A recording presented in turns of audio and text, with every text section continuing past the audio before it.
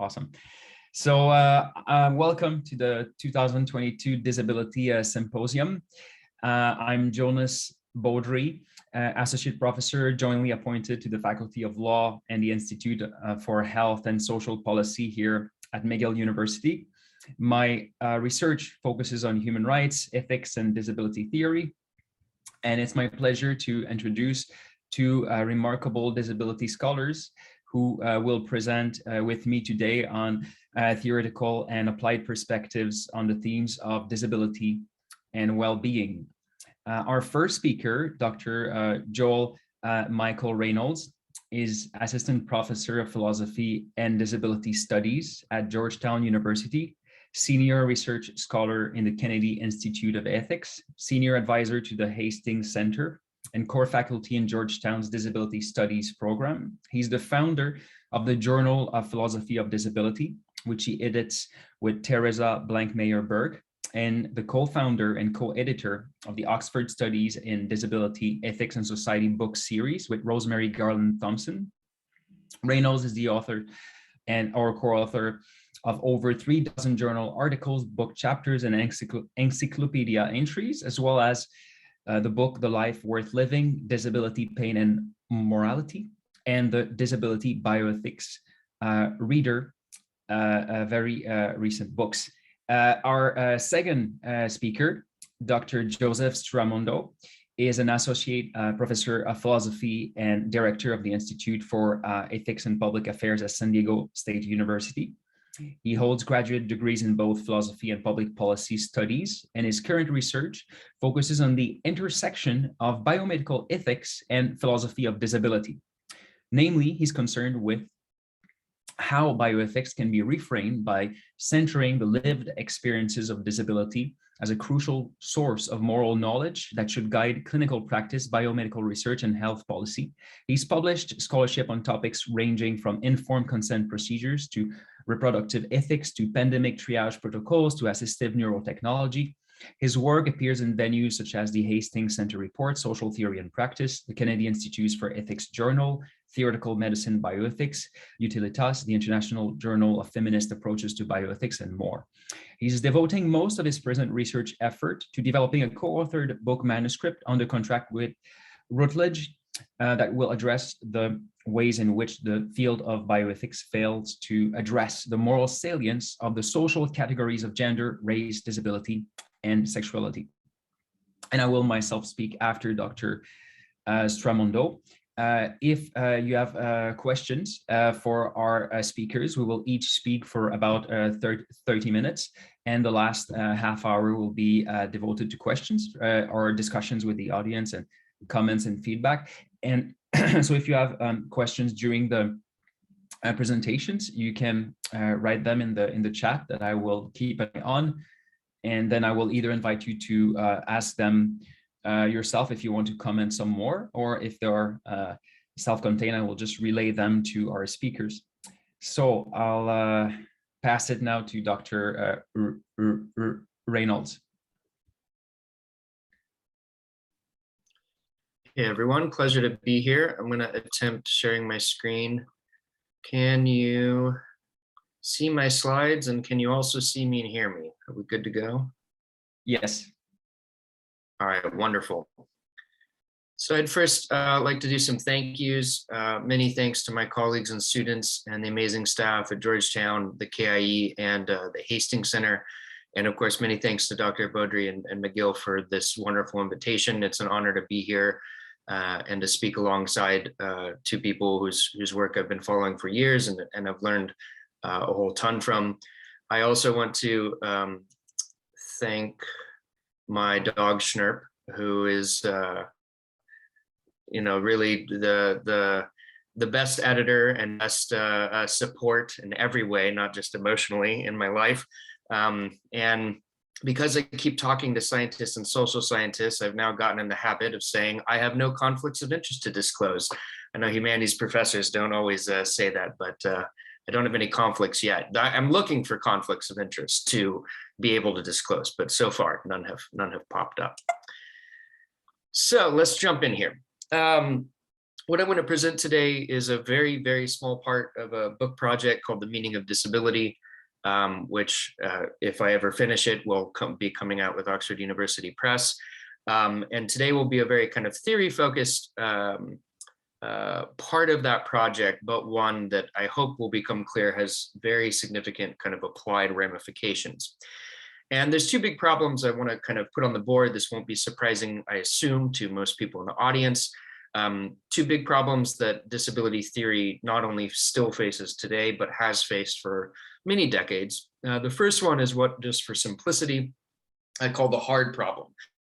And this is an ongoing disagreement over the meaning of disability, what should count as paradigmatic cases. I'll jump into what I mean by that in a second. The second big problem is, again, just for simplicity, I'm going to call it the ableism problem. And it's this ongoing misjudgment in both specific domains, like judgments by physicians, and also in general domains like the public, ongoing misjudgment of the relationship between quality of life and disability.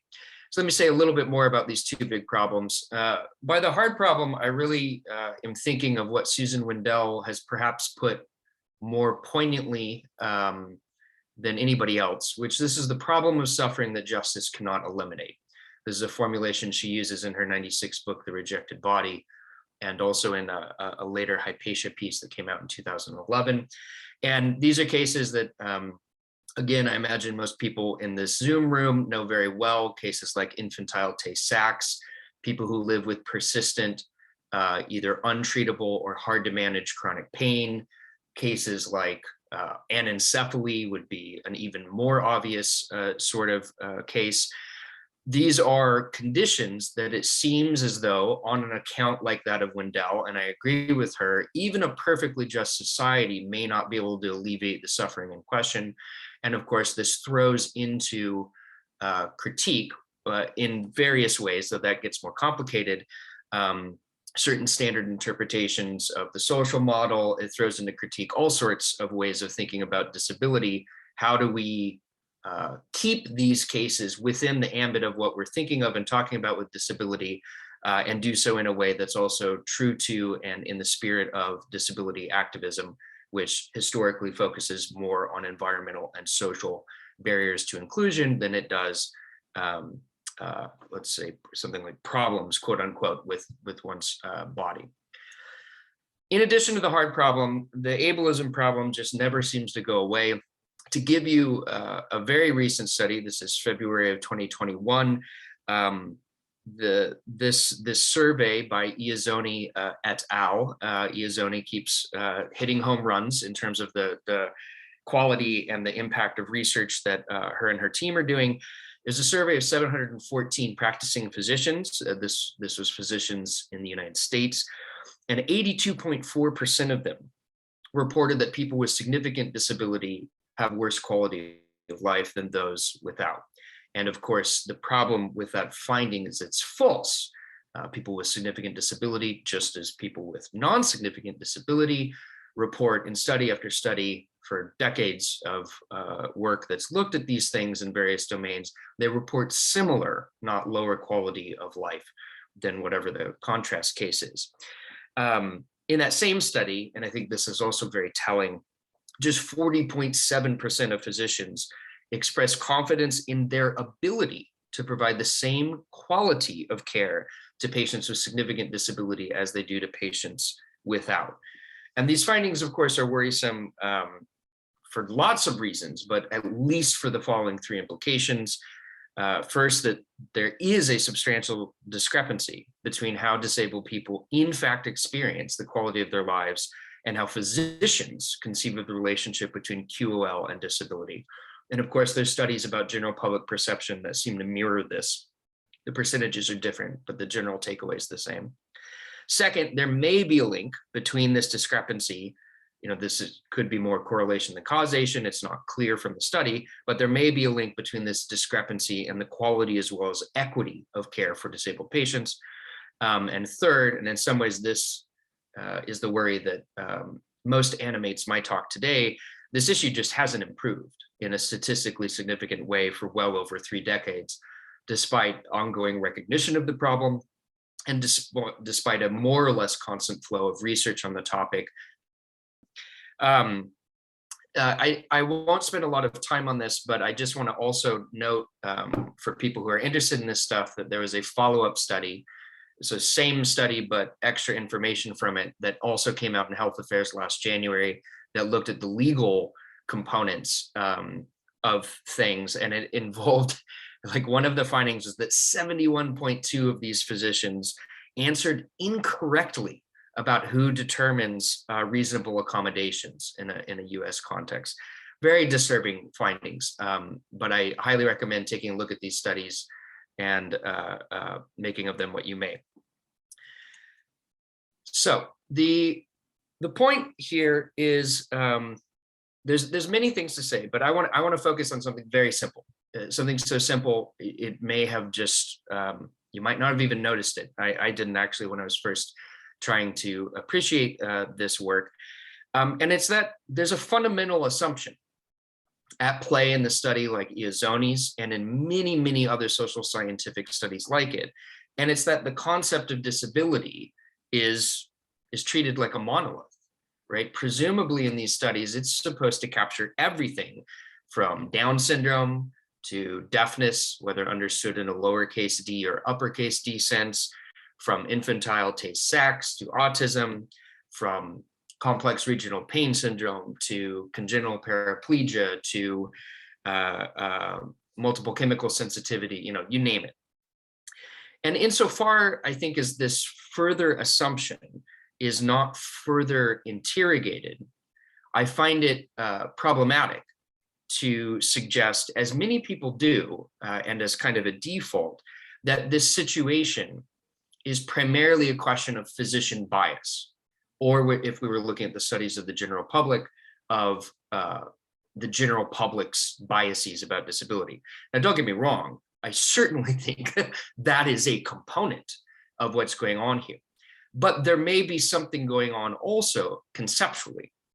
And it seems like one thing that might be happening is what's called hypocognition, right? This is a term from cognitive linguists, and it's a term that tries to capture when there is a lack of the cognitive or linguistic representation of a concept or set of concepts that's needed in order to sufficiently understand whatever the experience in question is, whatever the reference is.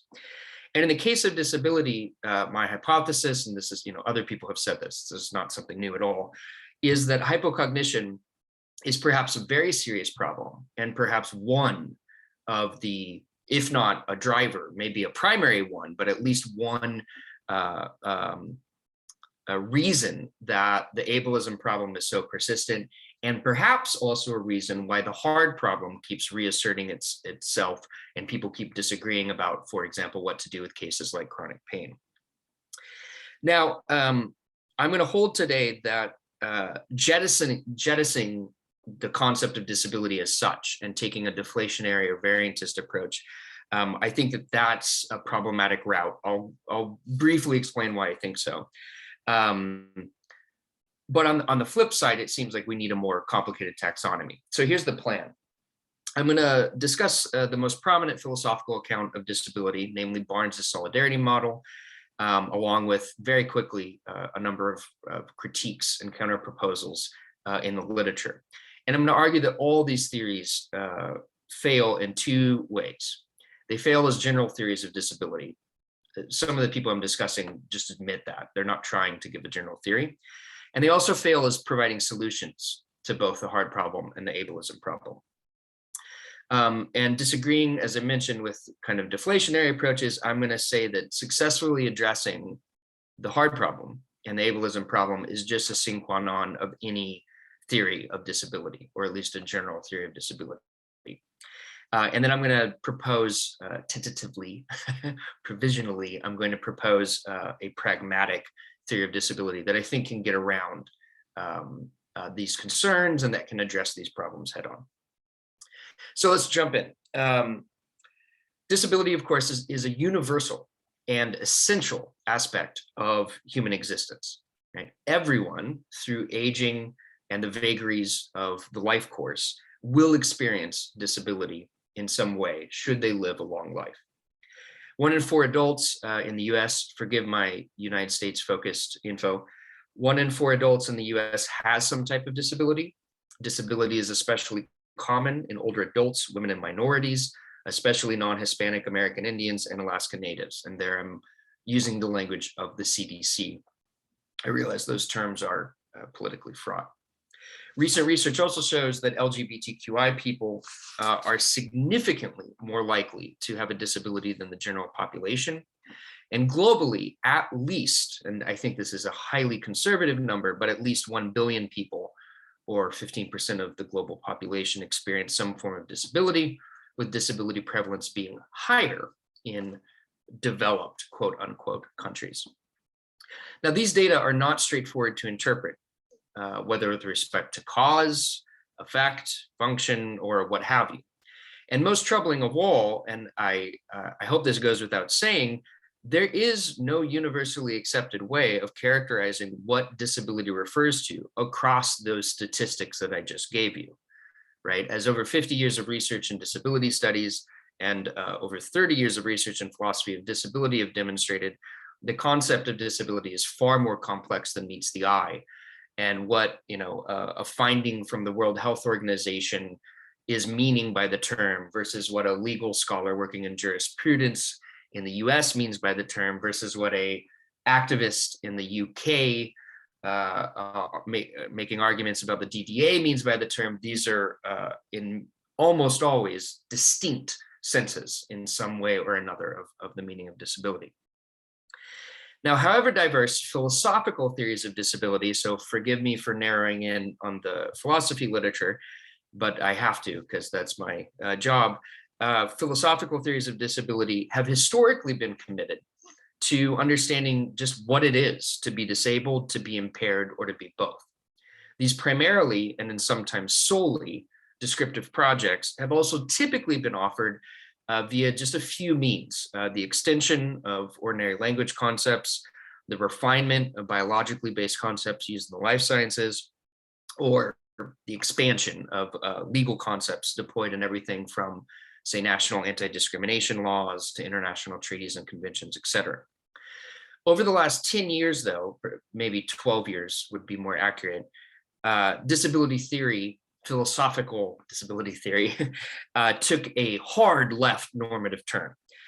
In the wake of Elizabeth Barnes' scholarship in particular, multiple theories of disability have been developed that are decidedly both descriptive and prescriptive in nature.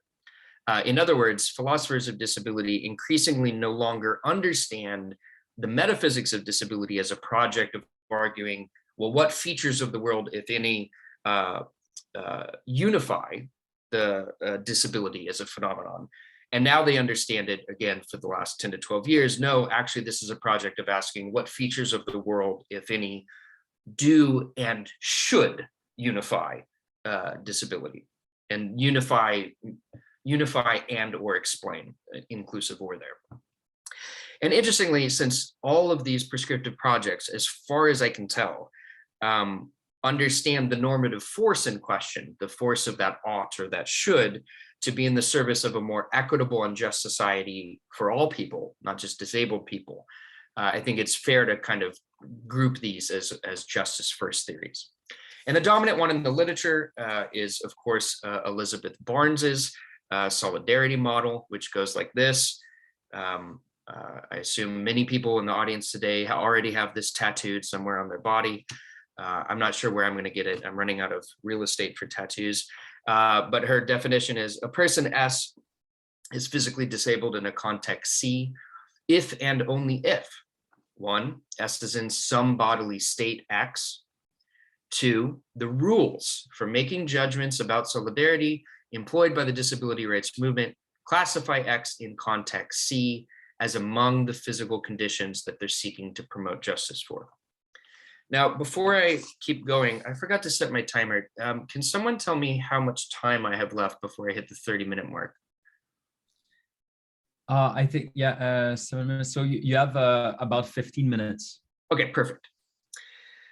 Now, this definition, which, to be very clear, I think it was a fantastic step forward and is very rich theoretically, very rich as practically as a tool, it runs into a number of problems on its own that have been thoroughly discussed in the literature. There's three primary issues. Just lost my notes on this. All right, well, I don't even know where I said that, but just off the top of my head, three primary issues. One is that it can't seem to explain a remotely historically broad understanding of disability. What about all these time periods across history where there was no disability rights movement? It assumes, as Barnes is very honest about, that there is cohesion among the disability rights movements, when of course, point of fact, that's false. Even if we just limited ourselves to, say, comparing and contrasting disability activism in a US context versus UK. And of course, that's a very small sample size in and of itself. And there's the limitation, of course, that this is an account of physical disability. Barnes, again, is laudably honest about that purposeful narrowing, but many people are like, look, this is just, insufficient. We have to have an account that talks about more than physical disability. And a number of critiques and counter proposals have been thrown out. So for example, we get what I'll call a disparitarian view, or you could say an opportunity-based view from Jessica Begon. It might be Begon. I do not know how to pronounce Jessica's last name. And the way she puts this is that there's no, let's see here, wait. Oh, I'm literally missing a page. That's right. Oh, no, there it is, yes. The way she puts this is that she wants to have a view of disability that's rooted in the opportunities that individuals are entitled to be able to perform as a matter of justice. So to be disabled is neither to deviate from some species norm, however heuristically we set up that norm, nor is it to lack any ability. It's just a question of opportunity restriction. Alex Gregory, also in 2020, has revived and / modified a kind of statistically a typicality view. You've got I think it's fair to group these as variantist views. So Thomas Nadelhofer has recently argued that, look, there just is no unity. There is no underlying explanatory way to explain all forms of disability. Kevin Tempe, in a piece forthcoming in the Journal of Philosophy and Medicine, is like, look, there's no unity, but if there is a unity, it's that disability is a fuzzy concept or a balloon concept, to borrow this term from philosophy of science. I think this is similar to saying a kind of Wittgensteinian family resemblance view of concepts. I'm not quite clear what the relationship is between Balung and family resemblance views, but it seems close enough to me. And then Beaudry, I hope I'm fairly characterizing your view in your 2016 piece in the Journal of Philosophy and Medicine. There's some deflationary, it's kind of a deflationary account that says, as you put it, that perhaps we should, this is why I always staple my papers, dear Lord. Well, anyway, I'll just summarize it off the top of my head again. Perhaps we should stop trying to act as if, or stop engaging in a project of unifying the concept of disability. What we should be doing is looking to particular needs and concerns on the ground, political, ethical, or whatnot, and let those lead our inquiry.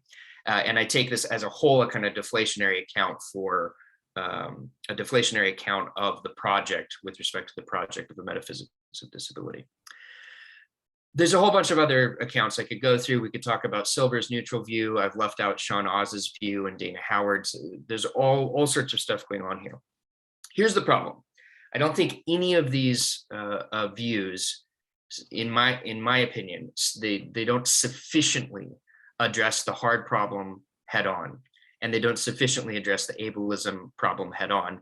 And specifically variantist and deflationary views, I think it's hard to take those on board and then engage with all the social scientific research on disability and quality of life, because it seems like it seems like an implication of those views that you would undermine a lot of that research, because insofar as they rely upon some sort of unified concept of disability, if you take that away, now all that research is not doing the sort of work that we thought it was doing. I find that problematic for lots of different reasons. So even if, to be clear, I ultimately agree with some of the either variantist or deflationary accounts, I think there's theoretical and applied reasons why we don't want to hold on to that. I realize that's a kind of contentious claim to make, but I'll just throw it out there as my opinion at this time. Now, because I'm totally running out of time, I'm going to skip over this next bit. Did I freeze again?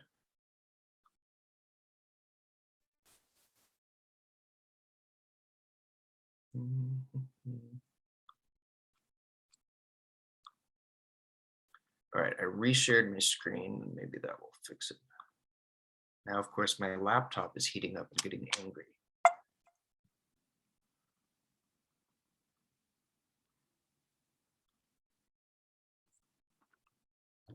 This is exciting. Come on. Woo. So in short, I don't think these theories sufficiently address what I'll just combine to call the range problem, right? They don't pick out a defensible, sufficiently wide enough set of paradigmatic cases of disability.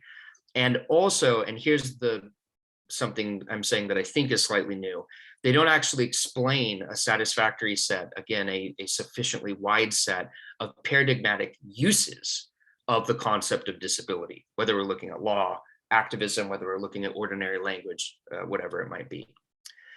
And I'm going to skip this for time.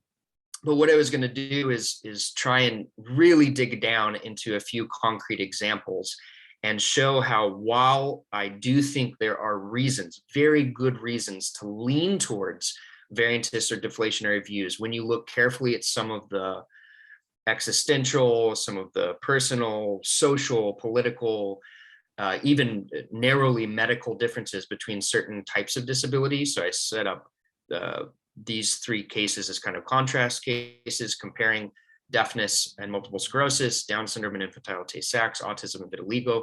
And you see how it's just hard to argue, I think, that these are homogeneous in a certain way. It's still the case that there is a unity there, I think, in the way in which the concept of disability is being used to articulate certain facets of the experiences to which these refer. But for time, I'm going to have to skip that. I also had, this is a more thought experiment-y example of contrasting what a eugenic billionaire means when they are using disability in a sense that I assume we would all find morally problematic versus an adapt activist.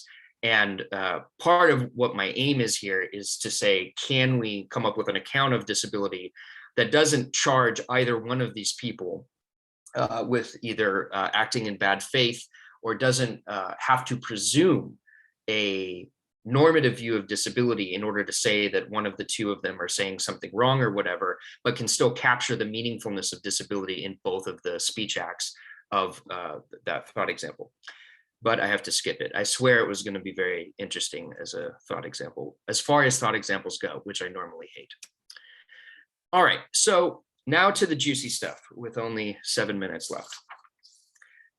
I think first we got to go back to a fundamental question of what in the world are the actual desiderata for a theory of disability. I think Barnes's 5 criteria given in her 2006 landmark, the Minority Body book, I think those are correct, but there needs to be a bit of modification. So when she says, for example, that one desideratum, is that the singular versus plural? I never remember my Latin, is to deliver correct verdicts for paradigm cases. I want to say it needs to be a full set of paradigm cases. So I'm just not okay with limiting an account to physical disability. I'm not okay with even limiting account to disability where we're only thinking about disability at the level of an individual. And I also think that the question of not prejudging normative issues has to cut in a direction that I imagine would make Barnes, and certainly makes me uncomfortable, but that it's not going to commit to testimonial injustice against disabled people who, for example, find their disability to be bad, such as the way that some people with certain types of chronic pain experience their disability, et cetera. And I think this ties, and I can't get into explaining this today, but I think this also ties with a larger concern about leaving room to explain debility in Jasbir Puar's sense, from the right to maim, as bad. We need to be able to explain debilitating processes as bad without thereby explaining the results of debility insofar as they result in disability as necessarily bad. And so I think the criteria of not prejudging normative issues that Barnes lays out is actually way more complicated than I think Barnes gets into. And I want to add two more desideratum. One, I think that a theory of disability should be able to explain dominant legal and political understanding / uses of disability, whether it's activists, whether it's in the development world, how the I can never get that acronym right, ICFDH, that sense of disability, the ADA sense of disability. And then last but not least, I think it should, a good theory of disability should explain as far as possible, I'm not saying it could go all the way, but as far as possible, as wide a historical and cultural range of understandings of disability as it can. Something that Barnes, again, I'm always very impressed by her theoretical humility, is just like, yeah, my account can't do that. So there's the desiderata. Here's my proposal. When we deploy disability, right, when we use the concept of disability, we do so to provide reasons, to structure relations. Those relations might be material, they might be social, etc., in ways that will provide or improve equity across ability or capacity states. In other words, on this, just for short, I'll call it a pragmatic theory of disability. What unifies disability, single quotation marks there, is the way it articulates goals towards which society should strive as a matter of justice, as fairness. Now you might say, but Joel, if we deploy disability to provide reasons to structure relations in ways that will provide or improve equity, what about that thought experiment, the eugenic billionaire, who when they talk about disability, they're talking about it, the use of the concept there is to pick out a set of the population that they think should go away. I think there's two ways to get around that concern, which I do think is that is a good objection to this account. One, you say that the providing reasons to structure relations can cut in a direction that provides equity or in a direction that doesn't provide equity, such as the eugenicist ones. That's one way to deal with that objection. Another way would be to say that the eugenicist is actually thinking of equity, even though they're being a dehumanizing asshole, because the equity for them is the target case of humans, and because they have a messed up view of humanity that excludes disabled people, that is not at play there in their understanding of how to structure relations. I'm fine, I think, with either of those responses to that objection, but I do want to hit that objection head on because I think it's important to address. Note then that if you like this view at all, if you find it useful or compelling, that on this view, the metaphysics of disability is neither primarily a question of description, nor of prescription, nor of necessarily saying how things ought to be. It's a question of justification, right? Disability, the metaphysics of disability either reduces to and or resolves to, I don't know what verb I want to use there, a project of justification, namely a project of giving reasons for organizing the world in a particular way. And I won't go into too much detail here, but the sort of view of justice that I'm actually thinking of is not the pure Rawlsian one, which you might have thought, since I did say justice is fairness. I made it 13 minutes without quoting Rawls, so I feel like I should get an award there. I'm thinking actually more of my colleague Olufemi Taiwo's understanding of justice as what he calls a construction project, like literally a project of building the world in a particular way. And if you want to learn more about that, I highly recommend his book, Reconsidering Reparations, which is phenomenal. Okay, I have 15 seconds left. And I'll end with this thought. A quote from Fanon from Wretched of the Earth, where he says, the function of a social structure, and I think we could just replace social structure with society, the function of a society, is to set up institutions to serve needs. And a society that drives its members to desperate solutions is non-viable, a society to be replaced. And it seems to me that what unifies the concept of disability is that we use it in order to articulate, to give reasons towards a vision of how society ought to be structured such that it serves particular needs relative to the quote unquote abilities or capacities of the individuals in the society that one is referencing, whether it's global society, whether it's something more narrow. And on that, I'll end by thanking the ultimate people who I should thank, for whom all of this work and everything in my life, which is my family. My grandmother actually passed away yesterday, so it's now just me, my mom, and my dad. But I thank them because all of this stuff comes out of experiencing and thinking through their lives and our lives together, and the ways in which my mother's disabilities, my brother's disabilities, and my disabilities have and have not been addressed and or theorized, I think, sufficiently enough and or capaciously enough in many of these sorts of debates. And that's where a lot of the motivation for this project comes. So thank you all very much, and I will now stop talking.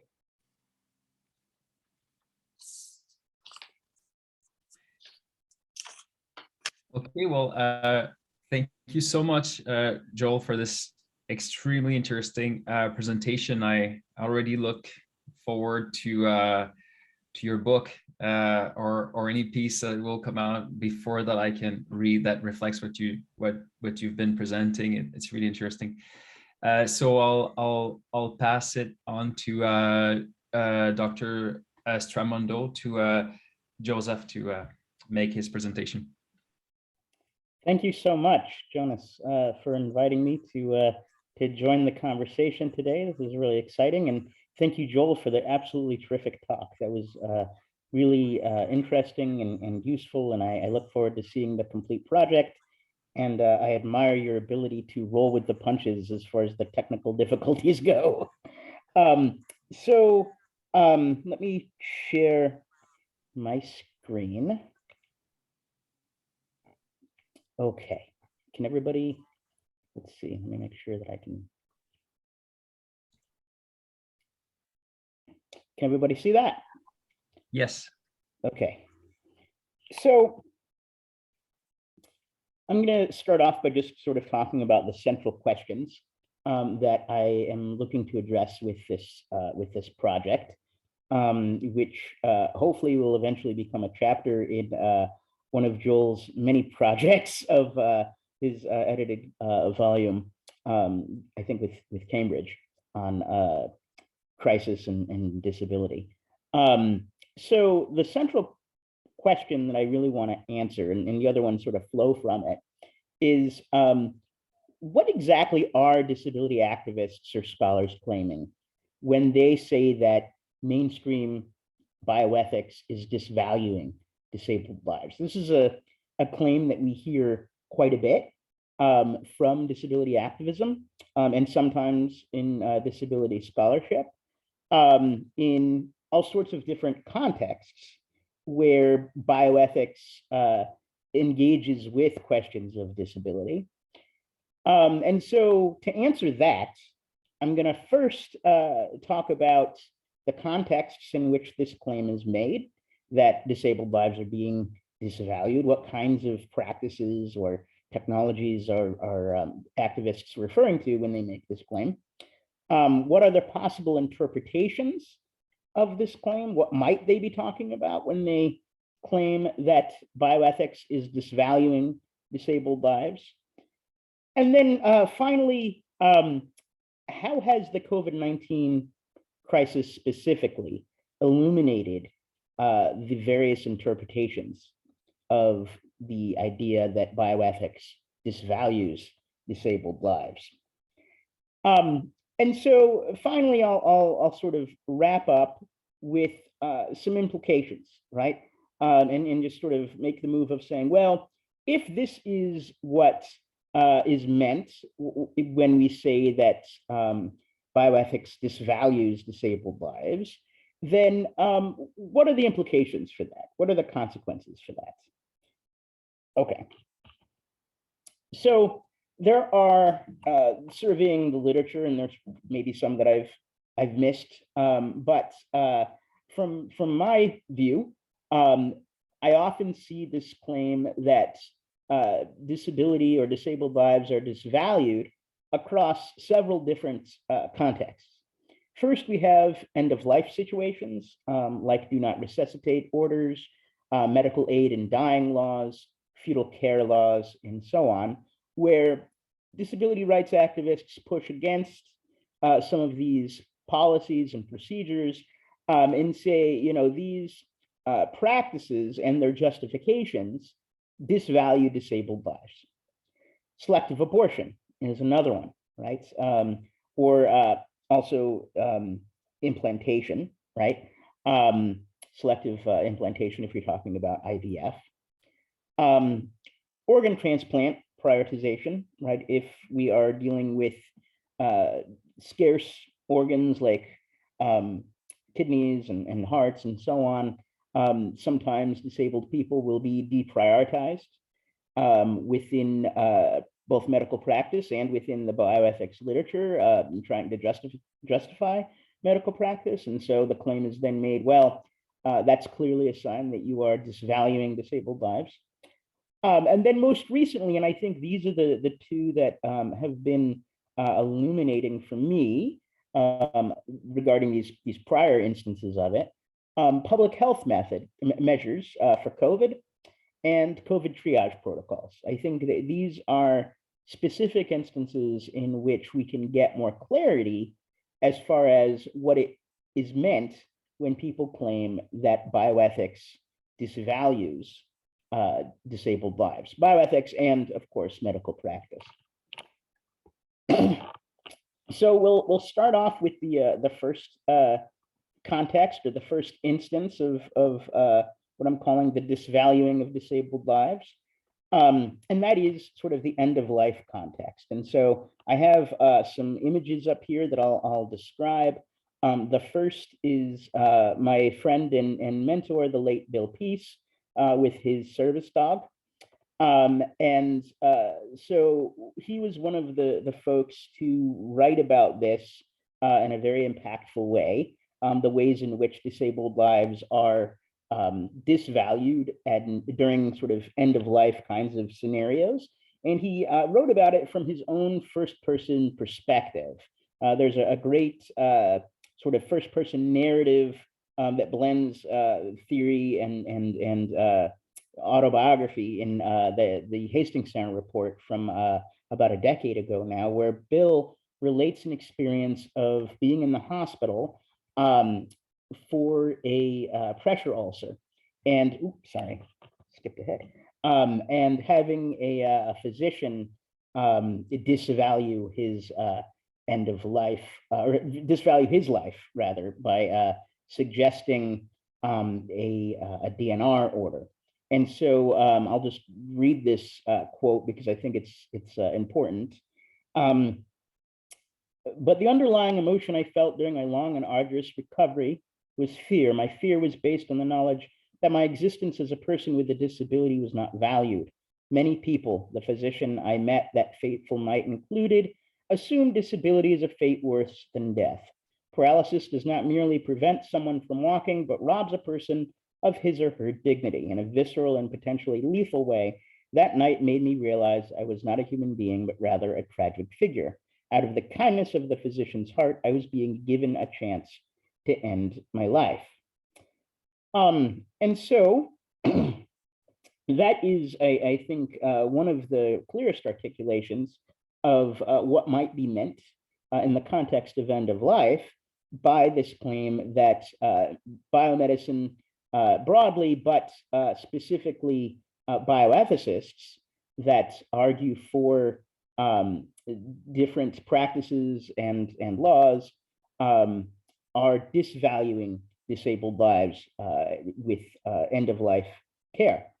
As a further example of that, I have a picture there of Michael Hickson, and his family, which was a pretty famous case in the news in, I believe it was the greater Houston area, during the earlier days of the COVID-19 pandemic, where his spouse actually recorded a conversation with his physician, in which the physician said that he was not going to provide critical care for Hickson because he did not have sufficient quality of life to justify that care.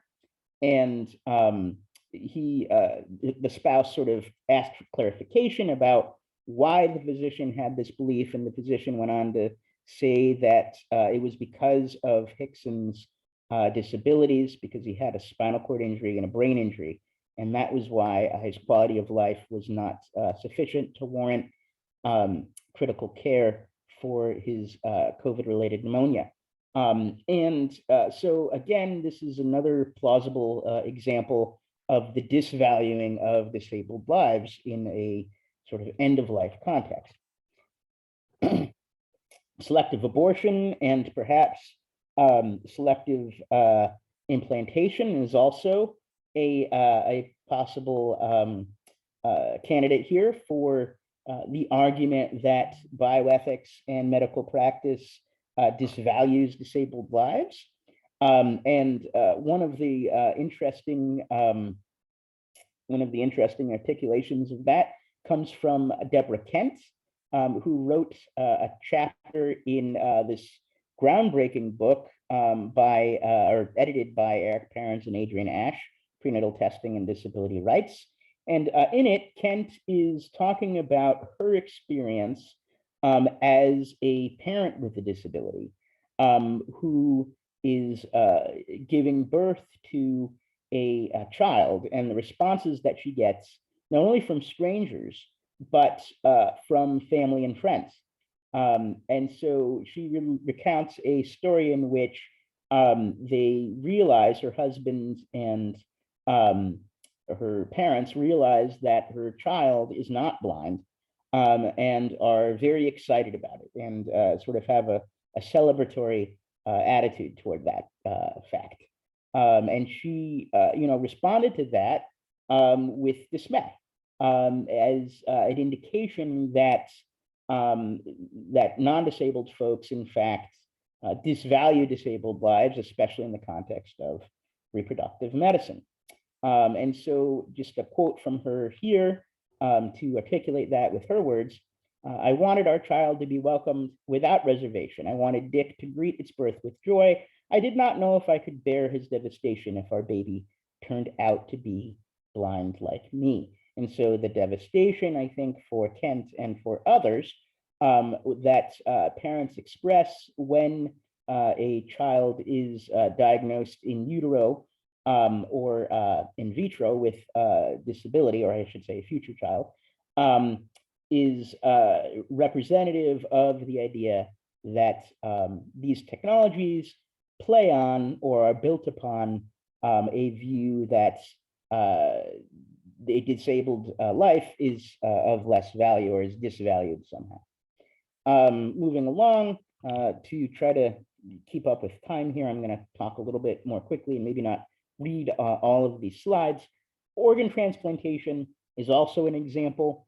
When you are comparing possible recipients of a vital organ, sometimes, in some cases anyway, quality of life considerations come into play, and disabled people are at a disadvantage in that calculation, sometimes explicitly, sometimes implicitly, and are deprioritized for organs. And so this is, again, kind of similar to the COVID cases that I'll talk about in a minute. It's almost a form of triage.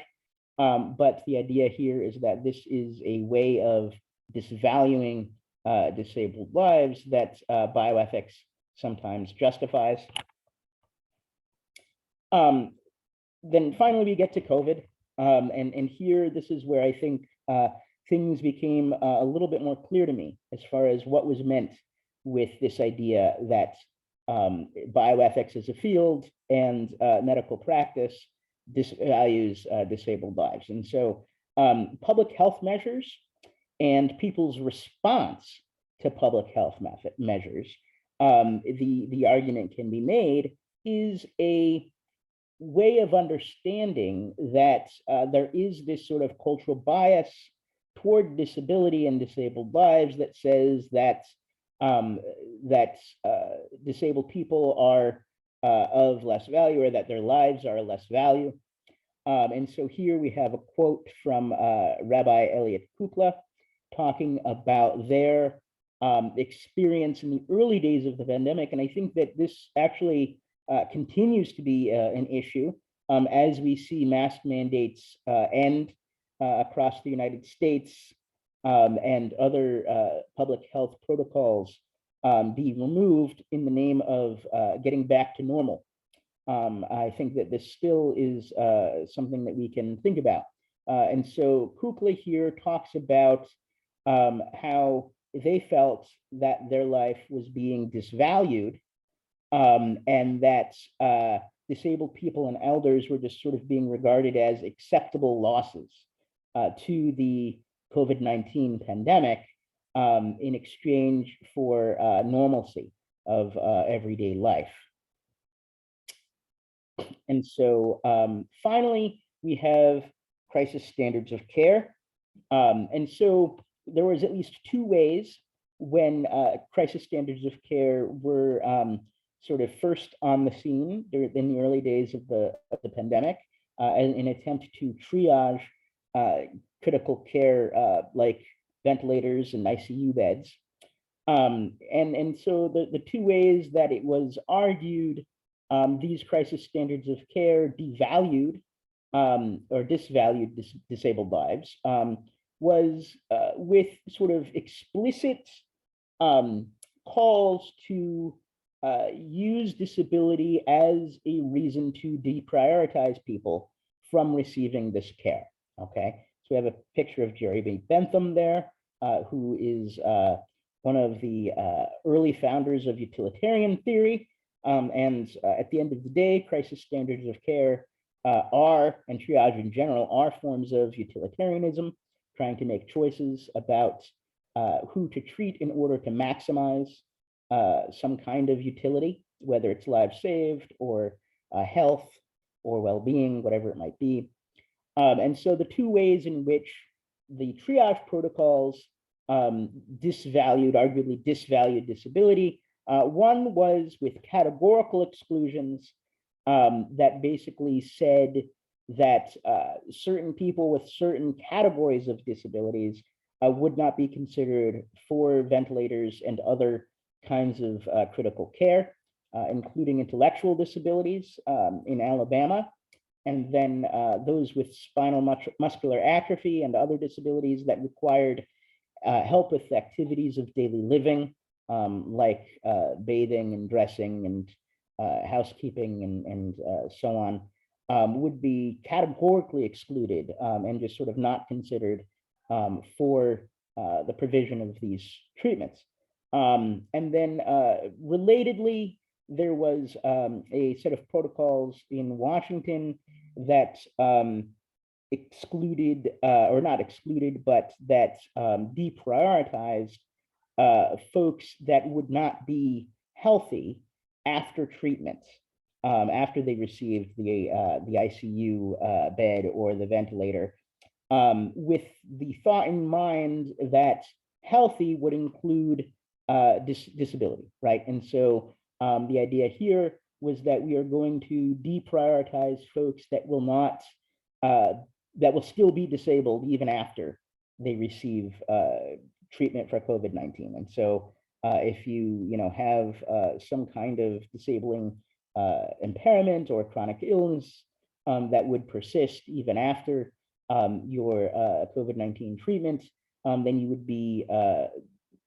deprioritized for receiving that treatment in a crisis situation. And so the argument goes that these two are examples of disvaluing disabled lives that are very explicit within medical practice and the bioethics literature that justifies it. And so it seemed to me that even with all of these examples, it still isn't terribly clear exactly what is being claimed, okay? Exactly what are we saying when we say that bioethics is a field or that medical practice disvalues life with a disability?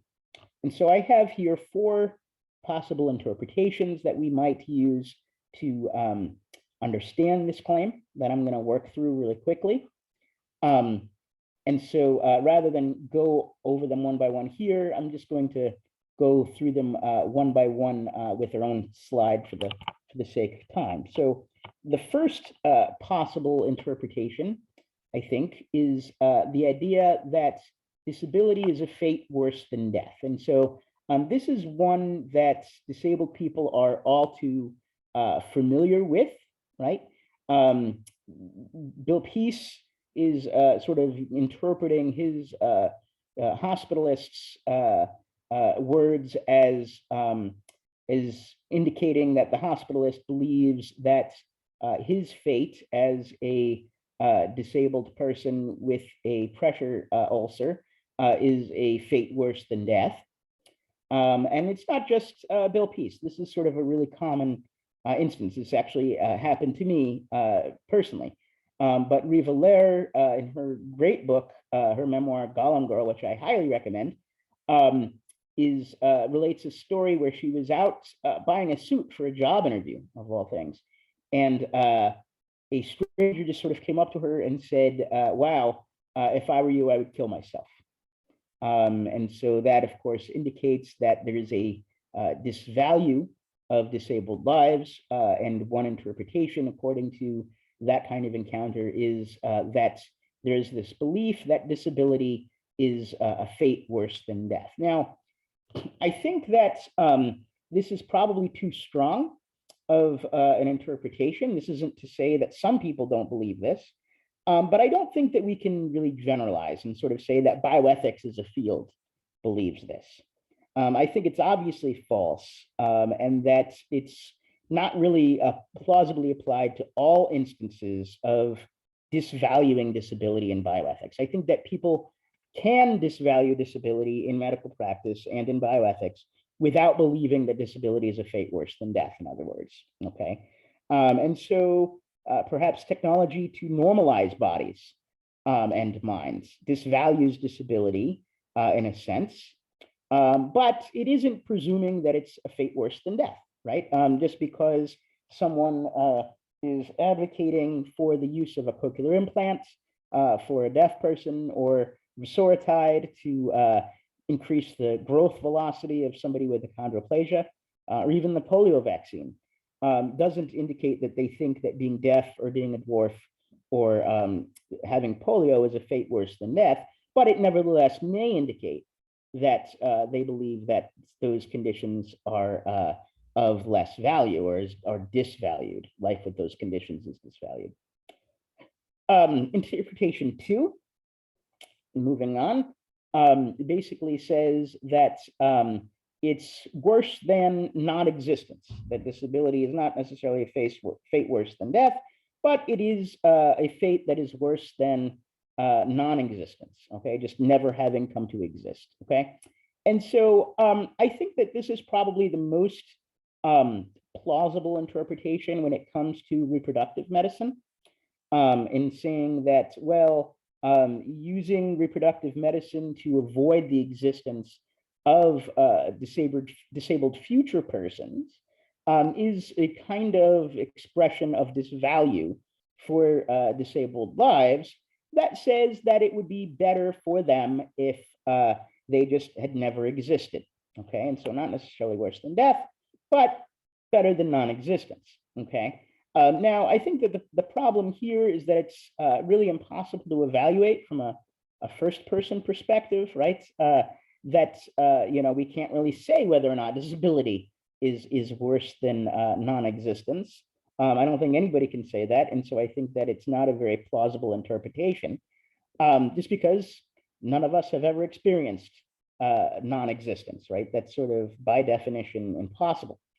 Now, an alternative way to sort of interpret this is that it's making the claim that disability is worse than non-existence, not for the potential disabled person, but rather for their families and for society, right? And this is the kind of argument that someone like Peter Singer might make when talking about disability and the avoidance of disability through selective abortion or implantation or even infantile euthanasia. But I think if the claim is sort of thought about from the third person perspective like this, then it's slipping into a different interpretation altogether that we need to evaluate, okay?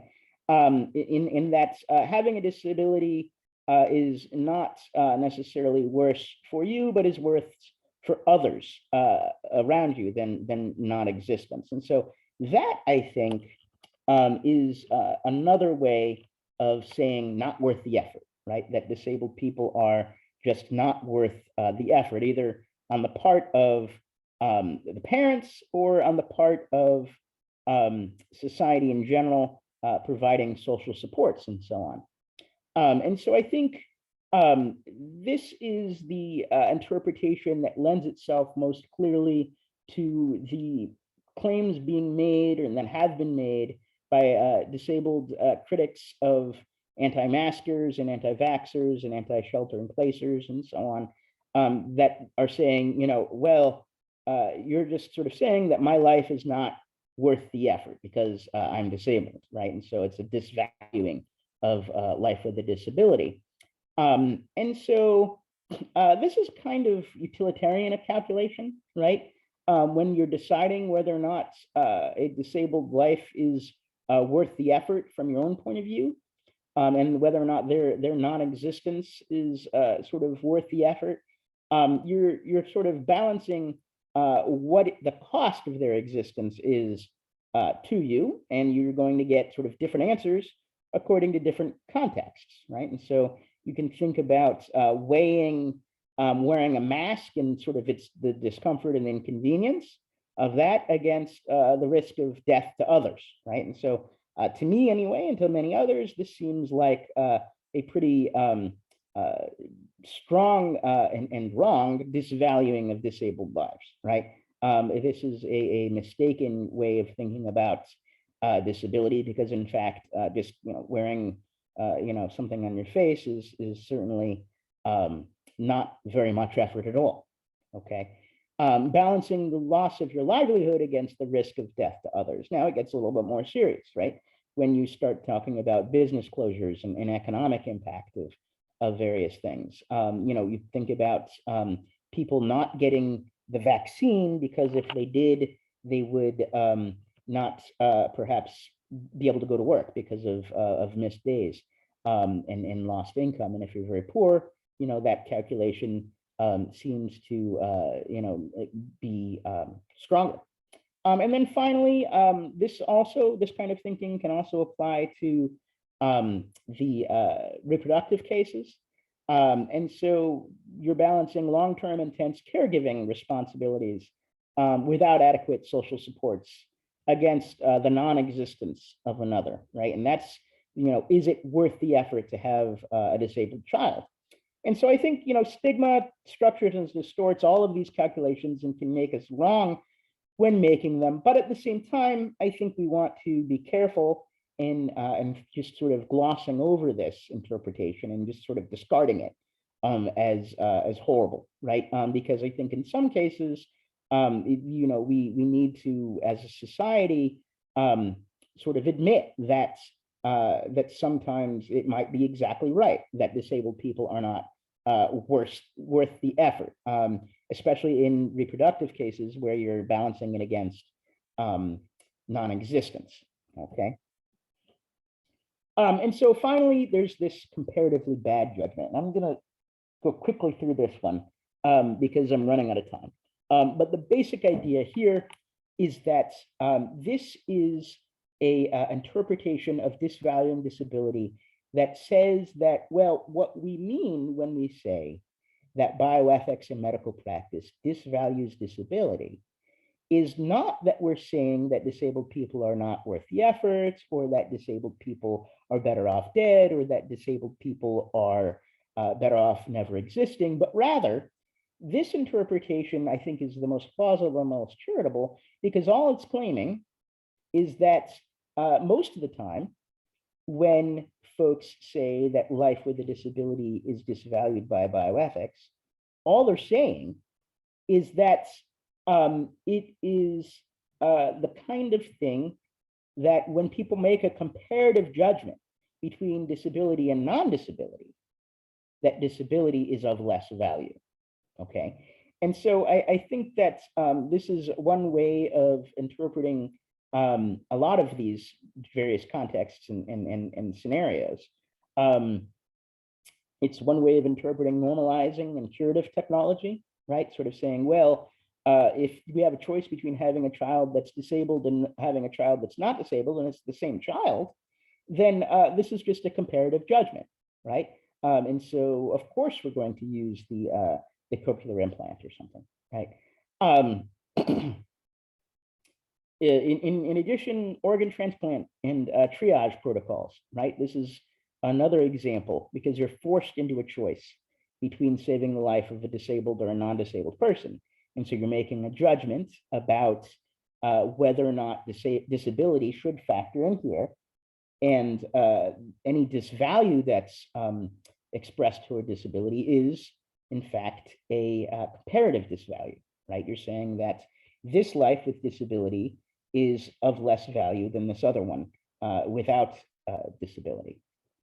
And so I want to just sort of say that this is false, right? We can't say that disability is generally comparatively bad for someone, right? And this is an argument that I've made elsewhere. This is an argument that Barnes has made and many others have made. And you know, this very much relates to, I think, Joel's project, right? And you know, what I'm trying to say here is not sort of the very strong claim that disability is somehow neutral or never bad or something like this, but rather that we can't make the claim that it is generally bad, that's just sort of false.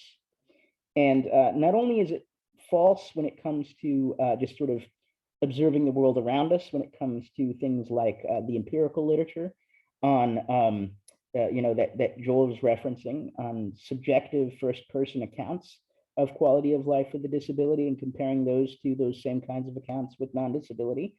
But I think that comparison is also impossible to make because of epistemic problems, because of what we can know, right? There's this idea of epistemic opacity, that we just can't know whether or not life with a disability is better or worse for any given person, right? I can't really know whether or not my life would have gone better or worse without a disability like mine, because my disability has impacted so many features of my life for such a long time that it would be impossible to actually imagine what my life would have been and how it would have unfolded without my disability. And so you can't really make this kind of comparative judgment, either in retrospect or looking toward the future for someone, because it's unknown what the impact will be. And of course, stigma structures and distorts the comparative judgments, as with the not worth the effort calculation.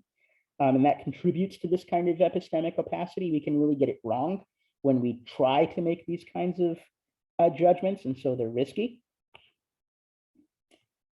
And so finally, I'm going to just sort of end with this observation that not only is it wrong to try to make a comparative judgment of disability versus non-disability, and that you know, is it wrong sort of as far as knowledge goes, as far as the metaphysics of well-being goes, but it's also wrong morally to make this kind of sweeping judgment of comparative badness.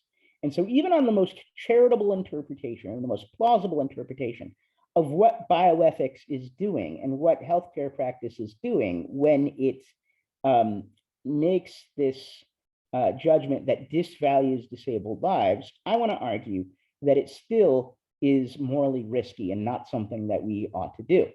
I think that it will produce unfair deprioritization for medical care. And so even if it were true, for instance, that disability is typically a comparative bad, when you use that to deprioritize someone from getting a hospital bed or getting a kidney, that seems inconsistent with the other ways that we think about comparative well-being, right? There's all sorts of comparative harms where we think that someone is worse off being in a certain situation, and yet we wouldn't deprioritize them for a healthcare access in some way, right?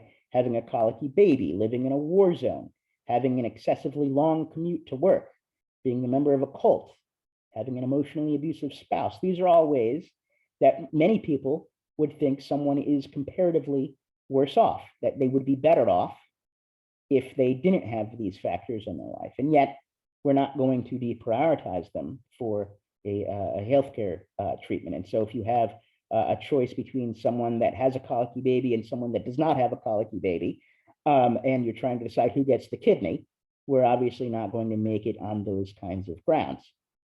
And then finally, the next reason is that we ought not to make comparative judgments or base policies and practice off of these comparative judgments about disabilities, is that it would mean that we are going to be exclusively, or at least mostly, devoting our social resources to preventing or curing disability rather than supporting disabled people as they are. And I think that it's this comparative judgment about disability and well-being that motivates the huge disparity or lack of parity that we see between sort of the social goal of creating new technologies to prevent or eliminate disability, like CRISPR, versus using social resources to help disabled people live well as they are, with things like improvements in transportation or accessible services in public space or assistive technology and other efforts towards social support and inclusion.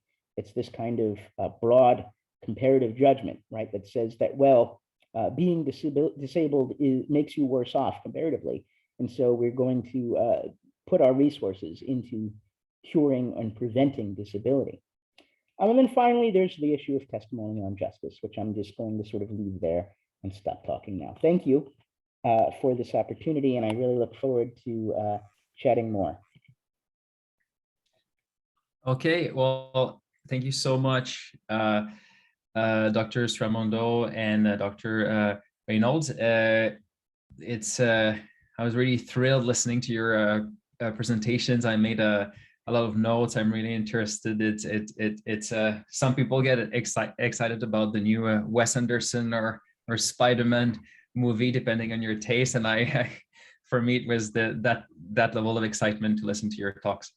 So I'll share my screen. We're going to eat a little bit into the question period, but I think it's going to be okay. Share. So if someone could just confirm that you can see my slide and hear my voice, we'll look for. Yep, perfect. Yeah, okay, thank you so much. Perfect, and I'll move the, perfect. Okay, great. So, so I will be bringing this conversation to an applied question, well, to continue these applied considerations by looking at death as a benefit in the context of non-voluntary euthanasia. So a small but growing number of countries have legalized physician-assisted suicide. Although the specific frameworks vary by country, the legalization of these practices rest on two main ethical pillars: respecting autonomy and beneficence. So in this presentation, I offer a principled objection to arguments in favor of legalizing non-voluntary euthanasia on the basis of the principle of beneficence. So let me define some terms first. Euthanasia refers to the act of deliberately ending someone's life to stop their suffering. Non-voluntary euthanasia refers to the euthanasia of a person who is unable to voluntarily request euthanasia. And beneficence means to benefit someone. The principle of beneficence underlies both obligations not to inflict harm, but also to prevent it, to remove it, and to do or promote good. So my main objection, just one second. So my main objection is that the status of death as a benefit to people who cannot formulate a desire to die is always more problematic than pain management care. So let me begin by presenting the argument in favor of non-voluntary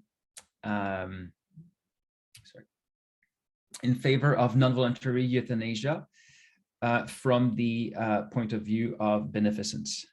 Sorry, I just have trouble moving my, okay. I think I'll just make it a little bit bigger. Sorry, okay. Perfect. So non-voluntary euthanasia has not been formally legalized anywhere, though its practice in the pediatric context is tolerated in the Netherlands.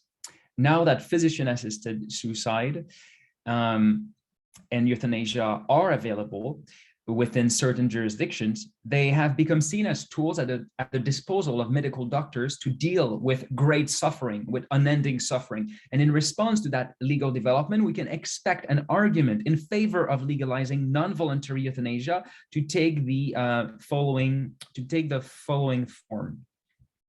I do have issues. So first, the state provides euthanasia as a solution to the suffering of competent patients. We have equality rights commitment that say everybody gets treated the same, everybody benefits from the law in the same way. So if euthanasia is a benefit, well, the state ought to provide euthanasia to patients with less cognitive capacities as well. There are important flaws with this argument, but it's far from purely academic.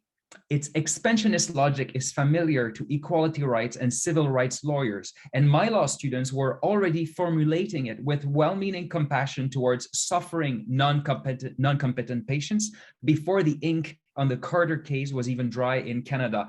Carter being the case in which the Supreme Court of Canada declared that the criminal code's ban on assisted suicide violated the Charter of Rights and Freedoms' right to life, liberty, and security, and was therefore constitutionally invalid.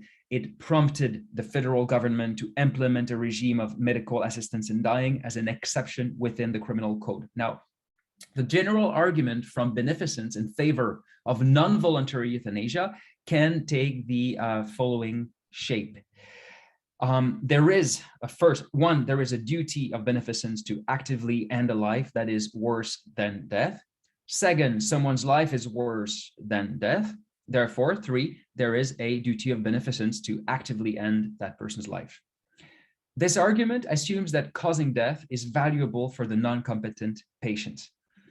There are a number of principled and circumstantial objections one could raise against the two aforementioned syllogistic justifications for non-voluntary euthanasia, the two arguments I showed on the slides. I only suggest now today that beneficence alone, benefiting someone, doesn't justify opting for non-voluntary euthanasia, at least when palliative care does exist. Specifically, I problematized value-laden conceptions such as death qua benefit, pain or suffering such that death is a benefit, or life such that non-life would be preferable, and so on, germane expressions when they are used to justify ending the life of a severely cognitively disabled person. These notions are not only thick in the sense that they are both normative and descriptive, they are also a concatenation of distinct notions such as suffering, death, and benefit, and judgments. These concatenated and thick notions may be used by courts, physicians, bioethicists, or artists when they refer to the idea of a life not worth having, or a quality of life not worth having, and of suffering that calls for death, or death as deliverance, or death as compassion. However, these notions do not denote an object in the world that is independent from sentiment, belief, or judgment, like, for instance, tissue damage, or something else that we could identify or measure in the non-competent patient's body itself. Instead, they refer to a series of phenomena and judgments that are specific to voluntary euthanasia. They cannot therefore be transposed within ethical and legal justifications for non-voluntary euthanasia without additional justifications. By contrast, I suggest that the thick conception of pain that caused to be alleviated can more easily be transposed from the case of competent patients to the case of non-competent patients. It might help to distinguish between these concepts of nociception, pain, and suffering. Nociception is the neural process of encoding noxious stimuli, stimuli like a burn or an incision or pressure on the skin. Pain, on the other hand, is an unpleasant sensory and emotional experience associated with actual or potential tissue damage. And suffering is a complex psychosocial phenomenon. An example of pain experience could be a headache. An experience of suffering could be melancholia. These are by no means universally agreed upon definitions. Different authors across different disciplines endorse different definitions of pain and suffering. But it seems obvious that if one postulates that suffering demands certain cognitive capacities, such as the ability to feel anguish, despair, or nostalgia, well, then people without these capacities could not suffer. Scholars holding that infants or animals can suffer must adopt a more expansive definition of suffering, for instance, by holding that pain is one kind of physical suffering. So I tend to agree with Hilde, Lindemann, and others that we shouldn't make suffering a cognitively elitist affair. Using the concept of suffering like they do is akin to saying that babies cannot experience existential suffering, but that they can experience suffering qua physical pain, which is suffering as physical pain, which is not conceptually different from saying that babies can experience pain. So we can stay close to ordinary English in saying that infants can suffer in many ways. I only point out that they cannot suffer a particular kind of existential suffering that would involve complex affective states, such as thwarted belongingness and perceived burdensomeness, and other negative states which are connected to suicidal ideation in adults able to verbalize their suffering. And like Lindemann says, we are epistemically limited in the kinds of suffering we can impute to them because of communicative issues. So I do not challenge the claim that babies can suffer from excruciating pain or that they ought not to receive effective palliative care when they do. Instead, I want to problematize the further imputation to them of an experience of unbearable pain so that one unquestioningly morphs a relatively reliable metric of pain deemed to be very high, extreme, excruciating, into words that seem synonymous, like unbearable or intolerable, but that import a different kind of evaluative content, namely one demanding pain to stop, perhaps at all costs. When that language further assumes that death, rather than other kinds of palliative solutions, is the preferred way to stop pain, expressions like worse than death or euthanasia qua beneficial death smuggle additional evaluative content. If unexamined, this content risks incorporating ableist beliefs about the worthwhileness of certain lives with severe disabilities. The slippage between objectively observable pain in an incompetent patient on the one hand, and the conclusion that they must be euthanized on the other can be dissimulated by decreeing that certain medical conditions condemn individuals to a life worse than death. This is what would happen, for instance, with the Groningen Protocol, which regulates the euthanasia of infants in the Netherlands, if, as some authors have claimed, the protocol has been taken to apply not only to pain, but also to other kinds of serious and unrelievable conditions, such as total lifelong dependency. Such moves as Joseph Stramondo mentioned, are not uncommon if we think about triage protocols around the world that made mental disabilities and long-term illnesses a criterion to give a lower priority of access to life-saving healthcare resources when triaging becomes necessary in a situation of crisis. Adopting euthanasia rather than symptom management protocols as part of a course of treatment for any medical condition should raise red flags in the case of vulnerable populations unable to consent to dying. So my main claim is that, of course, death can be considered instrumentally as a means to relieve immediate noxious stimuli, but intense pain, but the desire to push suffering away is different from the desire to die. The former desire seeks to repel a negatively valued state that is known and experienced by the sufferer.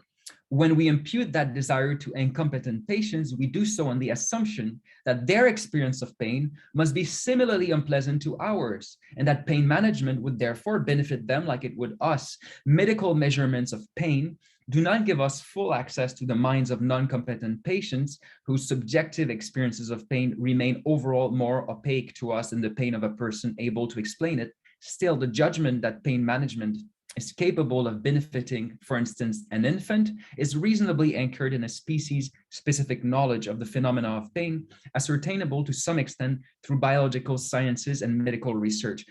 By contrast, the latter desire, the desire to die, does not only end physical suffering, it also constitutes a leap into the unknown.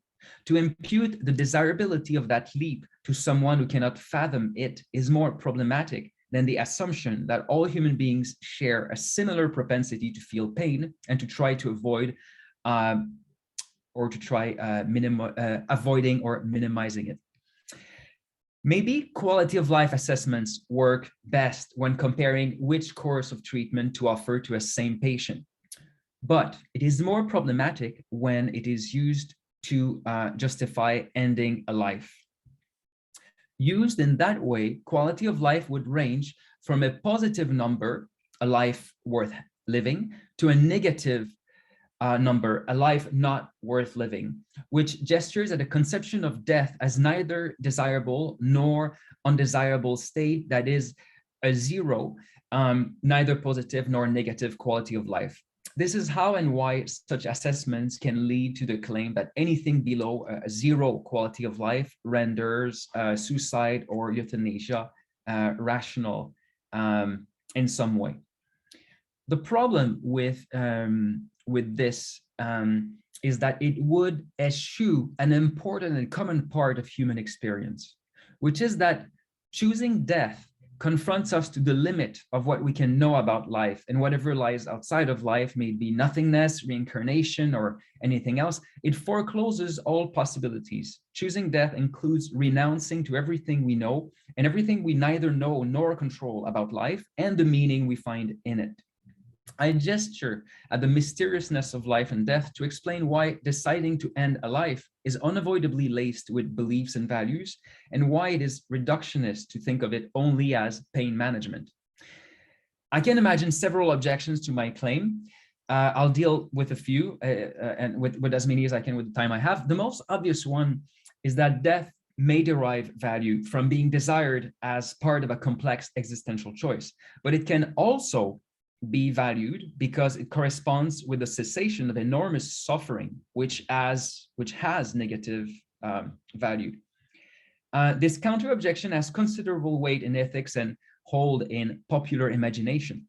It relies on an idea of death as deliverance. It casts euthanasia as merciful, compassionate, and benevolent.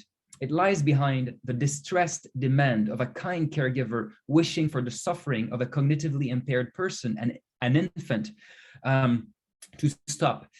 We may not know about death, but we know about suffering or pain. We know it is bad. Death is valuable because, the claim goes, it corresponds to the end of this knowable bad state of affairs. A problem with this counter objection is that it assumes a problematic connection or identification between the notions of or reasons for ending pain and suffering and ending life. At first sight, the counter objection seems valid. One would choose to end a life in order to end the suffering occurring in this life. However, there are many ways of eliminating, alleviating, or properly responding to suffering that do not involve ending life. The benevolence-based argument for non-voluntary euthanasia cannot only adduce the cessation of suffering as a reason to proceed with euthanasia. It must also explain why beneficence requires choosing euthanasia over other kinds of responses to pain and suffering.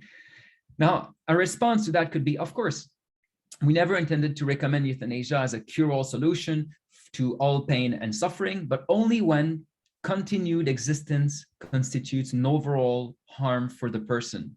This is because the cause of the person's pain or suffering could not be remedied, and the negative effect this would have on their overall quality of life would outweigh the positive input provided by other dimensions of the individual's existence. Therefore, the most benevolent course of action is to bring about non-existence. Now, the problem with this response is that it relies on the empirically challengeable assumption that death is sometimes the only way of eliminating pain or physical suffering. Assuming that palliative care is available, this is not true. Pain in most patients can typically be managed through a combination of medications, such as opioids and non-pharmaceutical approaches. The minority of patients who suffer from intractable pain, once more aggressive palliative options have been exhausted, can, as a last resort, rely on palliative sedation to reduce their level of consciousness. Even in this worst-case scenario, palliative sedation would bring a patient's negative, worse than death, well-being up to a neutral zero that is akin to death. To be sure, palliative sedation is an extreme, unenviable solution, but it eliminates pain entirely. Just one moment. I'm going to skip over some things in the interest of time. So to summarize, the response seems to unjustifiably conflate terrible suffering, to which undeniably everyone agrees a response must be given, with suffering that makes life not worth living, as well as with suffering that calls for actively ending life. We find an illustration of such a conflation in physician-assisted suicide and voluntary euthanasia policies in the notion of intolerable and unbearable suffering, which legal frameworks make a condition of eligibility. In this context, it means a suffering such that a patient would rather die, and a suffering for which policymakers make assisted suicide an option for autonomous patients. In that case, the conflation is not fallacious because the autonomous patient's decisions justify the jump from severe suffering as measured by medical standards, since the suffering is rooted in a medical solution, to a suffering rendering assisted suicide a legal option. A second problem with the counter objection I presented is that it postulates a conception of death qua nothingness or non-existence. Death would be a deliverance from suffering because it is conceived to be a state of non-suffering and of nothingness more generally, which is why death would not be an advisable solution if enough elements improving quality of life outweigh the impact of suffering or pain on quality of life. Death eliminates both the positive and negative experiences of the agent by eliminating the agent themselves. That conception of death as non-existence is far from idiosyncratic. It underlies the view that death is justifiable when existence contains so much suffering or unpleasantness that the person experiencing it would rather not experience anything at all. The problem is that there's no universal consensus on the nature of death, so that endorsing this view as a given fact poses a tension for a liberal state. Policymakers would be adopting a conception of death and of the desirability to end an existence that not all citizens agree with. Whatever religious beliefs or non-religious, metaphysical, and moral views one endorses on such issues, they belong to the realm of personal values, beliefs, and leaps that are typically left to the discretion of individuals in liberal states. An objector may know that the same may be said about other concepts related to health policies, including the value-laden concept of health. Citizens disagree about various dimensions of what constitutes well-being, health, or a good life. Society must still decide on a course of action when it deals with people who lack the capacity to formulate and express their own views on health, life, or death, and to opt for a treatment or not that best corresponds to their views. Law typically dictates that this course of action should promote a person's best interests. In other words, the law relies on a principle of beneficence, since the principle of respect for autonomy is not applicable. The state must therefore take a normative stand on defining conceptions of best interest, which may require taking a position on a number of concepts, for instance, health, well-being, death, which are inevitably controversial since they include value judgments.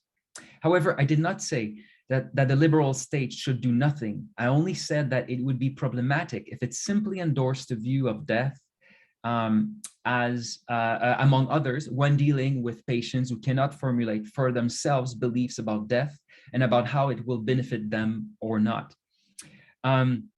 The claim is only that the liberal state ought to avoid endorsing specific conceptions and values generally left to the discretion of individuals when it can. The more controversial the value and the more closely connected to it, closely connected it is to an intimate sphere of decision making, and the more then the state should avoid interfering with it. Constitutional rights in liberal states, in Canada, the States and beyond, reflect that commitment by protecting this personal sphere of decision making from state interference. In the case of non-voluntary euthanasia, there is much less controversy about the nature of pain than there is about the nature of death. Reviewing contemporary approaches to the good death, Simon Woods notes that it's impossible to give a singularly adequate account of the good death in a world of heterogeneous values, and that in contrast, the philosophy of palliative care, from its origins within the modern hospice movement, has drawn upon a consistent and coherent historical tradition. Independently from this history and the constitutional rights to have control over a private sphere of life, readers can appreciate the commonsensical claim that many people disagree about the meaning of life and death, about when death occurs and what happens after death, but very much less about the sheer physical, phenomenal experience of pain. Okay, so then I noted a counter argument on the slide, which is that an objection could be that we are de facto suggesting that policymakers ought to endorse a substantive conception of death, because by concluding that we should systematically treat the pain of incompetent patients through pain management care rather than death, I could be said to be implicitly endorsing some controversial views about death. And if so, how is this more compatible with liberalism's aspiration to neutrality? And my answer is that I'm neither endorsing nor implying any conception of death. On the contrary, my argument is based on the importance of avoiding, if possible, imposing such controversial conceptions on anyone. Am I at least de facto committing to saying that death cannot be uncontroversially defined as non-existence? My answer is yes, but this hardly amounts to endorsing a conception of death. Another similar objection could be that systematically preferring pain management over active killing cannot avoid endorsing a position on death. And this would be because aggressive kinds of palliative care, for instance, can have the effect of hastening death. When deciding in favor of such life-shortening treatments, the objection would go, we cannot avoid considering the value or desirability of death. And my suggestion is that we can. People commonly do when their attention is focused on their loved ones, for instance, infants or an old non-competent parent, on their pain and suffering, and it's focused on improving their quality of life.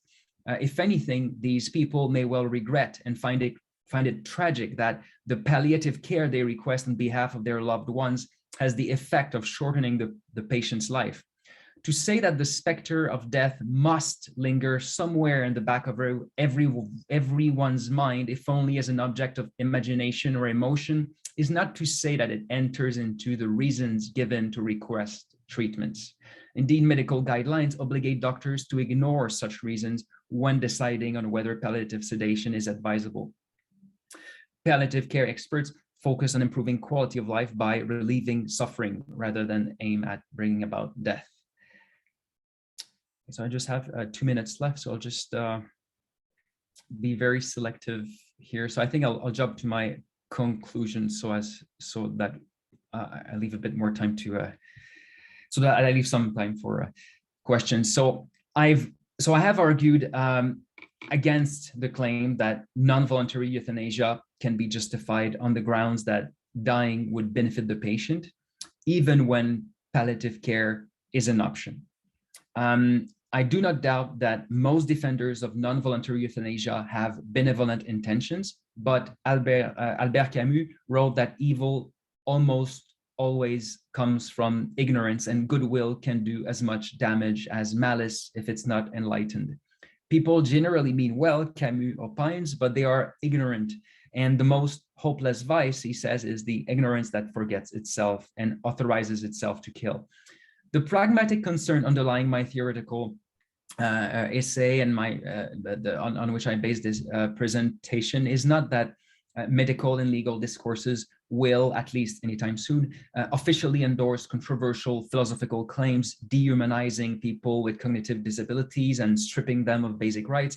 My concern is that courts and policymakers will ratify the facile, compelling, but fallacious transposition of the fiction of death qua benefit to the case of non-competent patients, and that the general public will unreflectively agree with this expansion, just as it unwittingly agrees with the tragedy model of disability. That is, the view that disability is a personal tragedy occurring to an individual rather than, at least in part, a socially constructed and remediable problem. Taking people with severe cognitive disabilities seriously requires us to respond properly to their suffering, which everyone agrees includes more research into the nature of their suffering and into kinds of palliative care and social measures susceptible of improving their well-being. But not everyone agrees, on the other hand, that death is a benefit. Perfect. So I'll stop sharing my screen and okay, and we'll open the floor to a question. Please feel free to raise your hands while I review the question in the chat, or if my co-host, if our two guest speakers have seen some questions in the chat that they wish to already tackle, feel free to do so.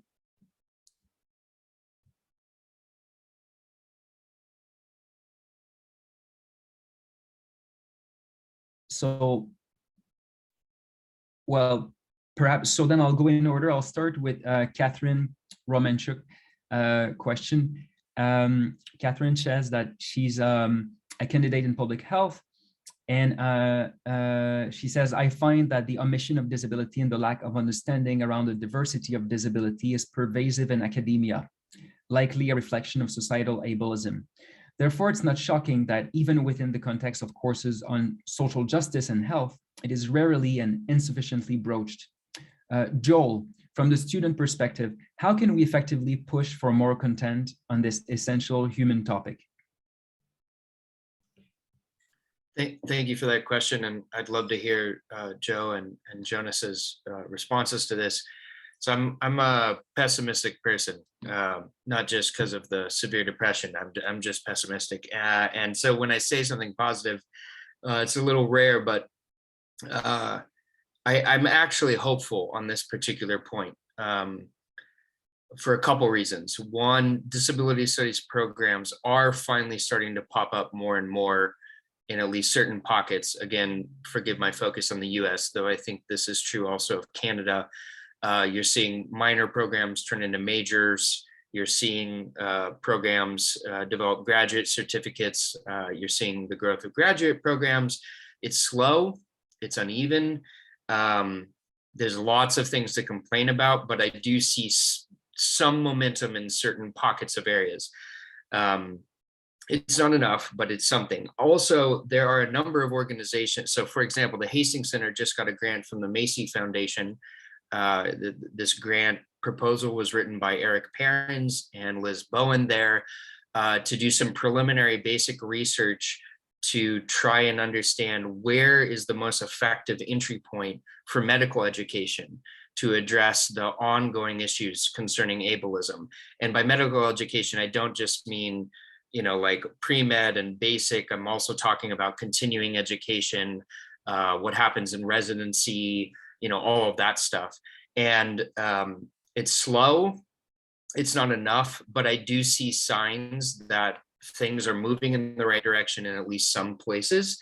And I just hope that what is happening in both colleges, universities, and med schools, you name it, I hope that the momentum just builds and builds and builds. And, you know, at some point in my lifetime, you know, every single college and university has disability studies as a core component of education, and every single med school teaches about teaches their students how to be anti-ableist, teaches their students about disability activism and disability history.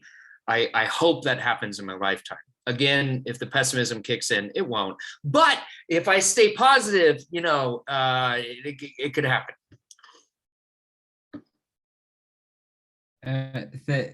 Thank you, Joel. What about you, Joe? I think I share Joel's optimism. I think that to put I don't know, maybe I'm also kind of a natural pessimist, and so I'll temper the optimism a little bit. In that I will say that when you just sort of look at social change and you look at history in general, a lot of changes are generational, right? And so I'm not so hopeful about people that are currently in the classroom bringing disability into their curriculum. It happens, certainly, and I think it will continue to happen.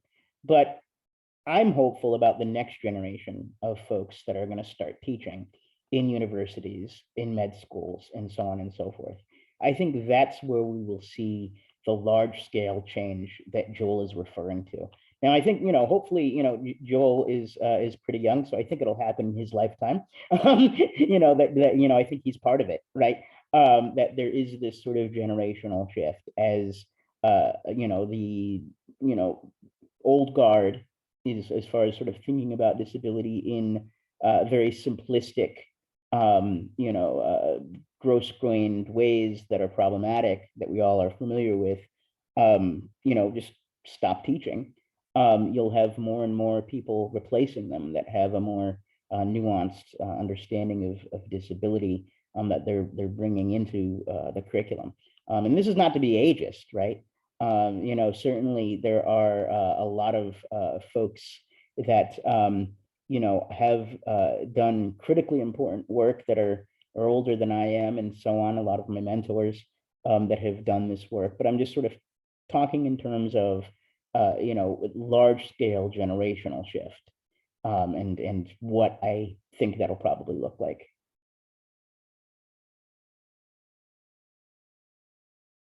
Okay, thank you so much.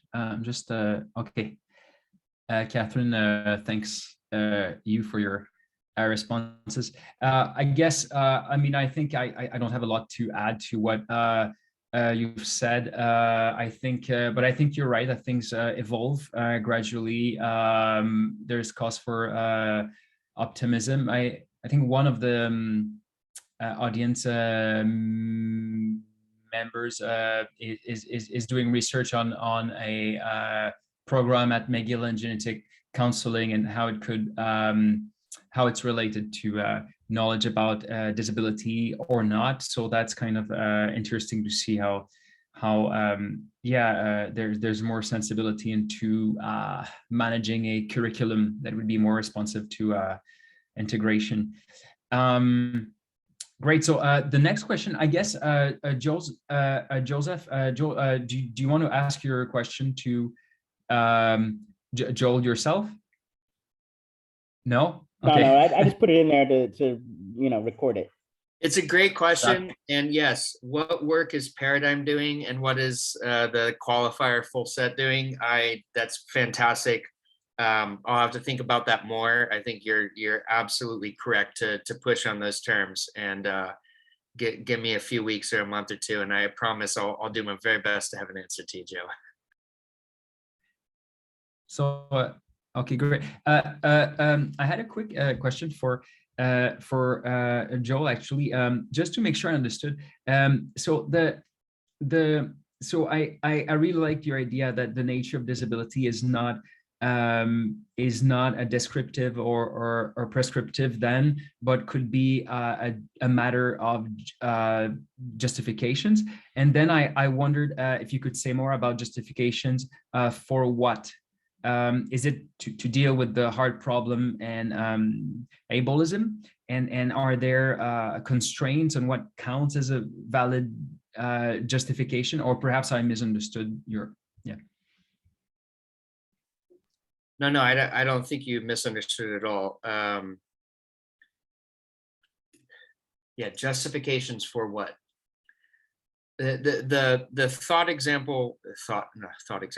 experiment of the eugenic billionaire keeps haunting me here, because it's very clear to me, I don't think this is controversial, that the concept of disability has been used as a justification for absolutely horrifying things across history.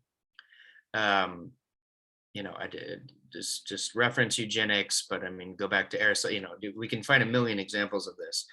And what I think motivates support for that view of understanding disability is it actually explains both the bad cases from the perspective of people who care about disabled people, who don't hold what Elizabeth Barnes calls a bad difference view.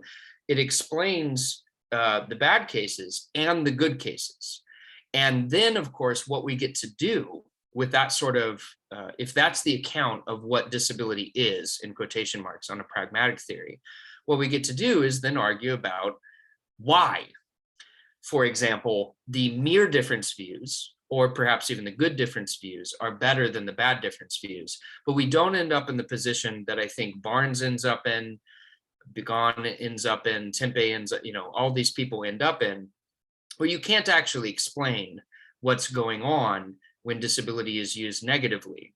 And you can't explain it because you've actually cut it out from a possible explanation of disability from the very beginning. And again, I just find that theoretically problematic. Not because I care about capturing the ordinary language use of disability that eugenicists have. I could care less about the eugenicists personally. It's more that I care about the subset of people who do use disability in a negative sense, who are disabled themselves, and their experience of it, again, chronic pain is my primary example here, is negative. I really care about capturing that without saying that they're wrong about their experiences. And so I want a theory that can do that. And it just so happens that I think so far, correct me if I'm wrong, that a justificatory, is that the pronunciation? No idea. That sort of an account can explain the for in all of those cases, because it's for an argument. It's providing reasons for structuring society in a particular way, given however we're explaining the relationship between individuals, quote unquote, abilities, capacities, and their social environment. In terms of the constraint, your second question, Jonas, I have to think more about that. Yeah, I have to just think more what constraints are built into my account versus am I allowing any number of set of constraints to be applied for the more general. So thank you for that question, both of them. Is great. Okay, so we don't have a lot of time, so it is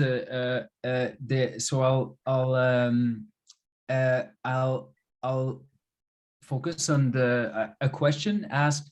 There's a question from the audience that asked, how is the cultural fields of individuals and communities of people with disabilities being considered in these projects, in the projects that we talk about? Yeah, well, so how are our disability projects considering different individuals and communities? For instance, indigenous experiences and perspectives on disabilities are all culturally distinct. So, so I suppose it's a question about decentralizing from a Western approach and integrating different views from different culture, and what kind of efforts can be done in our respective projects to accomplish this. Does either of you want to? I could take a quick shot at it in terms of my paper. I think I could be much more explicit in addressing this question, but I think that my view is very much compatible with cultural pluralism. Basically, you know, what I'm arguing in this piece is that, and you know, what I've argued elsewhere is that we can't make sort of gross-grained, universal, sweeping judgments about the comparative badness of disability as a category. And there's lots of reasons why we can't do that, right? Including sort of some of the ones that I mentioned as far as epistemic opacity and just sort of not being able to imagine what life would be like without disability and so on and so forth. But amongst those reasons, I think, is cultural pluralism, right? That there are different contexts in which people value disability differently. And that can be, you know, that can be an individual's context, or it can be an entire culture's context and how they relate to each other, the individual and the culture.